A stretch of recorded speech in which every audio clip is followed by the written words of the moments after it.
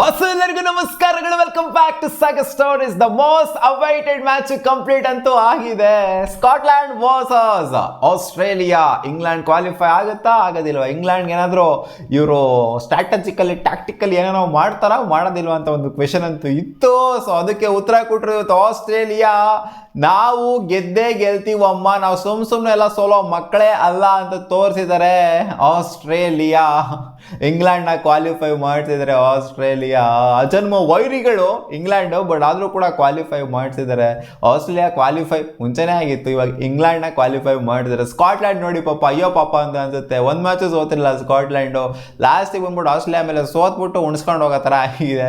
Most favourites ಇದು ಸ್ಕಾಟ್ಲ್ಯಾಂಡ್ನೇ qualify ಆಗೋದಕ್ಕೆ. England qualify ಆಗೋದೇ ಇಲ್ಲ, ಅಪ್ಸೆಟ್ ಆಗ್ಬಿಡ್ತಾರೆ ಅಂತ ಅನ್ಕೊಂಡಿದ್ವಿ. ಯಾಕೆಂದರೆ ಆಸ್ಟ್ರೇಲಿಯಾ ಒಂದು ಸ್ಟೇಟ್ಮೆಂಟ್ ಆಗಿ ಕೊಟ್ಟರು, ಜಾಶ್ ಹೇಸಲ್ವುಡ್ ಒಂದು ಸ್ಟೇಟ್ಮೆಂಟ್ ಆಗಿ ಕೊಟ್ಟಿದ್ರು, ನಮ್ಮ ಕೈಯಲ್ಲಿದೆ, ನಾವು ಏನು ಬೇಕಾದ್ರೂ ಮಾಡ್ಬೋದು, ಅವ್ರನ್ನ ಕ್ವಾಲಿಫೈ ಮಾಡಿಸೋದು ಬಿಡಿಸೋದು ನಮ್ಮ ಕೈಯಲ್ಲಿದೆ ಅಂತ ಒಂದು ಸ್ಟೇಟ್ಮೆಂಟ್ ಕೊಟ್ಟರು. ಇಲ್ಲಿ ನೋಡಿದ್ರೆ ಅವ್ರು ಸ್ಟೇಟ್ಮೆಂಟ್ ಕೊಟ್ಟಿದ್ರಿಂದ ಕ್ಯಾಪ್ಟನ್ ಅವ್ರನ್ನ ಡ್ರಾಪೇ ಮಾಡಿಬಿಟ್ಟಿದ್ದಾರೆ ಜಾಸ್ತಿ ಹೇಸಲ್ವುಡ್ನ. ನೀನು ಸ್ಟೇಟ್ಮೆಂಟ್ ಎಲ್ಲ ಕೊಟ್ಟಿರೋದು ಸಾಕು, ನಿನ್ನ ಮೇಲೆ ಸ್ವಲ್ಪ ಕಣ್ಣೈತೆ ICC ಅವ್ರದ್ದು, ಸ್ವಲ್ಪ ಅಮ್ಮಿ ಕಣ್ಣಿನ ಈಚೆ ಕಡೆ ಕೂತ್ಕೊಳ್ಳಪ್ಪ ಅಂತ ಜಾಸ್ತಿ ಹೇಸಲ್ವುಡ್ನ ಡ್ರಾಪ್ ಮಾಡಿಬಿಟ್ಟಿದ್ರು ಇವತ್ತು.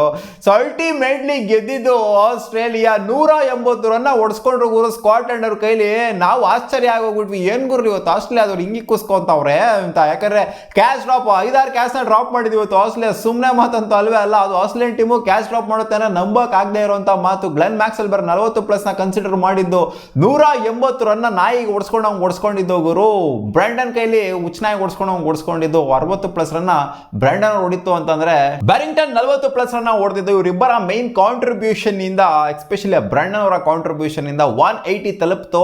ಆಕ್ಚುಲಿ ಸ್ಟಾರ್ಟಿಂಗ್ ಮಸ್ತಾಗಿನೇ ಆಡಿದ್ರು, ಎಂಡ್ನ ಸಖತ್ತಾಗಿ ಮಾಡಲಿಲ್ಲ ಇವರು. ಲಾಸ್ಟ್ 5 ಓವರ್ ಏನು ಬ್ಯಾಟಿಂಗ್ ಆಡಿದ್ರು, ಇನ್ನೂ ಸ್ವಲ್ಪ ರನ್ಸ್ ಹೊಡೆದಿರ್ಬೋದಾಗಿತ್ತು, 200 ಕ್ಲಾಕ್ ಮಾಡಿರ್ಬೋದಾಗಿತ್ತು, ಇನ್ನೂ ಬೆಟರಾಗೆ ಬ್ಯಾಟಿಂಗ್ ಆಡಿತ್ತು ಸ್ಕಾಟ್ಲ್ಯಾಂಡ್ ಅಂತ ಅಂದಿದ್ರೆ ಇವತ್ತು ಗೆದ್ದಿರ್ಬೋದಾಗಿತ್ತು. ಅವರ ಲಿಮಿಟ್ಸಲ್ಲಿ ಒಂಥರ ನೋಡಿ 180 ಹೊಡೆಯೋದು ಆಸ್ಟ್ರೇಲಿಯಾ ಮೇಲೆ ಅಂತಂದರೆ ಸುಮ್ಮನೆ ಮಾತಂತೂ ಅಲ್ವೇ ಅಲ್ಲ. ಅದು ಸ್ಕಾಟ್ಲ್ಯಾಂಡ್ ಅಂತ ಟೀಮು, ಅಷ್ಟು ಹೊಡೆದಿರ ಅಂತಲೇ ಖುಷಿ ಪಡಬೇಕು. ನಾವು 200 ಹೊಡಿತಾರೆ ಅಂತ ಎಲ್ಲ ಎಕ್ಸ್ಪೆಕ್ಟ್ ಮಾಡ್ಕೊಂಡು ಕೂತ್ಕೊಳಕ್ಕೆ ಹೋಗಬಾರ್ದು.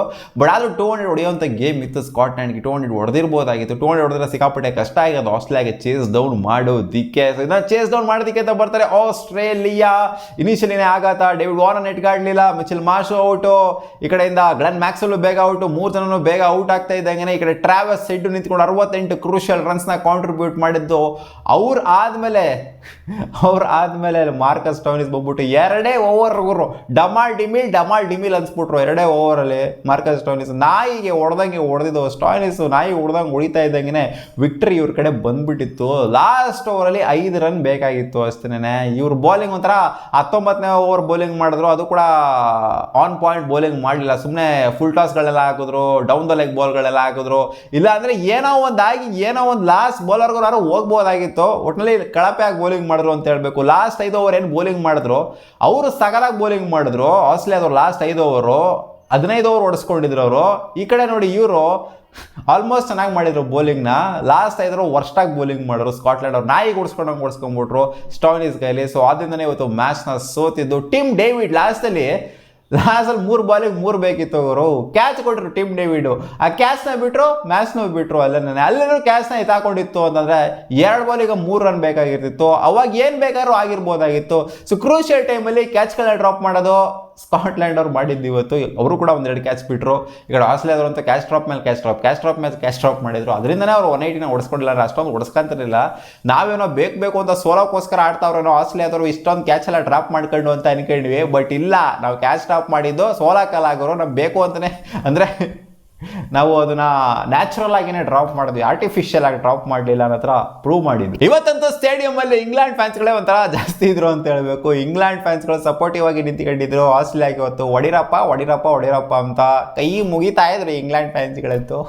ಸೊ ನೋಡಿದ್ರೆ ಅಂತ ಅನ್ಕೊಂಡಿದ್ದೀನಿ ಇಂಗ್ಲೆಂಡ್ ಫ್ಯಾನ್ಸ್ಗಳ ಎಮೋಷನ್ಸ್ನ. ಸೊ ಇಂಗ್ಲೆಂಡು ಇವಾಗ ಗ್ರೂಪ್ ಬಿಗೆ ಬಂದಿರೋದನ್ನ ಸೂಪರ್ 8ಸಲ್ಲಿ ಒಂಥರ ಬ್ಯಾಲೆನ್ಸ್ ತಗೊಂಬಂದಿದೆ ಅಂತ ಹೇಳ್ಬೇಕು. ಸ್ಕಾಟ್ಲ್ಯಾಂಡ್ ಅವರು ಕ್ವಾಲಿಫೈ ಆಗಿತ್ತು ಅಂತಂದರೆ ಅಷ್ಟೊಂದು ಬ್ಯಾಲೆನ್ಸ್ ಇರ್ತಿಲ್ಲ, ಒಂಥರ ಕ್ವಾಲಿಟಿ ಟೀಮ್ಸ್ಗಳು ಗ್ರೂಪ್ ಬಿಲಿ ಇದ್ದಾರೆ ಅಂತ ಅನ್ನಿಸ್ತಾ ಇರಲಿಲ್ಲ ನಮಗೆ. ಇವಾಗ ಇಂಗ್ಲೆಂಡ್ ಕ್ವಾಲಿಫೈ ಆಗಿರೋದ್ರಿಂದ ಕ್ವಾಲಿಟಿ ಟೀಮ್ಗಳು ಬಂದು ಕೂತ್ಕೊಂಡಿದ್ದಾವೆ ಅಂತ ಅನ್ನಿಸ್ತಾ ಇದೆ. ಇನ್ನೇನು ಬಾಂಗ್ಲಾದೇಶ ಕೂಡ ಬಂದ್ಬಿಟ್ಟು ಇಲ್ಲಿ ಗ್ರೂಪ್ ಎಲ್ಲಿ ಸೆಟಲ್ ಆಗುತ್ತೆ. ಆಲ್ಮೋಸ್ಟ್ ಫಿಕ್ಸ್ ಆಗಿದೆ ಇವಾಗ ಸೂಪರ್ 8s ಅಂತೂ.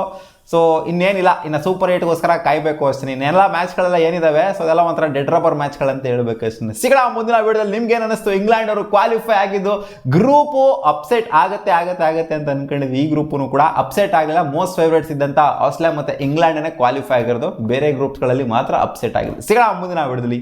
ಬಾ.